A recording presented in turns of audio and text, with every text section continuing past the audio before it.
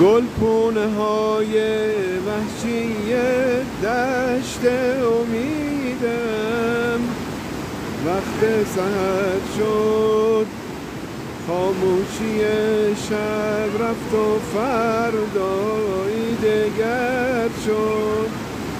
من ماندم تنهای تنها،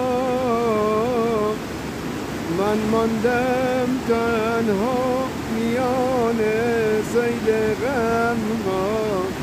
حبیبم کو سید غم ها. گلپونه ها نامهربانی آتشم زد، آتشم زد. گلپونه ها بی همزبانی آتشم زد. میخواهم اکنون تو سحرگاهان بنالم، افسردم دیوانم آزرده حالم.